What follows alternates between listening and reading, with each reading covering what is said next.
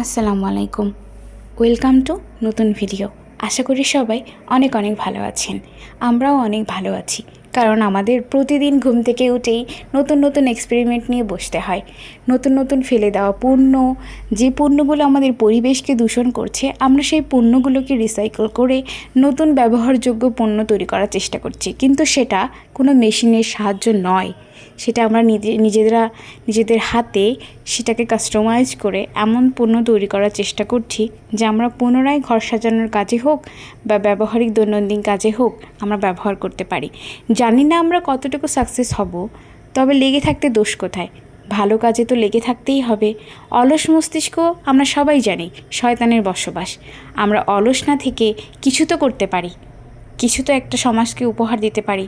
হয়তো পৃথিবী থেকে আমরা এই দূষণ হয়তো প্রতিরোধ করতে পারবো না আমি একা হাতে, কিন্তু একটু হলেও তো সহযোগিতা করতে পারবো।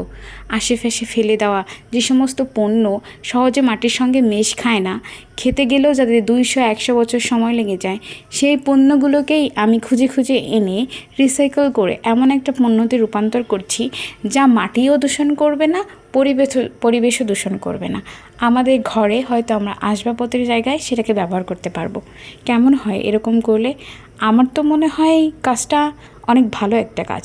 আমি জানি না এটা সবার কেমন লাগবে, সবার কাছে ভালো নাও লাগতে পারে। তবে কেমন কী দিয়ে কী পণ্য করা যায় আপনারা চাইলে আমাদেরকে কমেন্ট করে জানাতে পারেন। আশা করি আমি সেগুলো মেনে নতুন নতুন পণ্য তৈরি করার উৎসাহ পাবো। সবাই আমাদের জন্য দোয়া করবেন, এবং এই ভিডিও যদি কারোর ভালো লেগে থাকে অবশ্যই লাইক, কমেন্ট অ্যান্ড সাবস্ক্রাইব করতে ভুলবেন না। আমাদের সাথেই থাকবেন। নতুন নতুন এক্সপেরিমেন্ট আমি সবসময় চেষ্টা করব আপনাদের সামনে তুলে ধরার, ছোট ছোট ভিডিওর মাধ্যমে, ছোট ছোট বার্তার মাধ্যমে।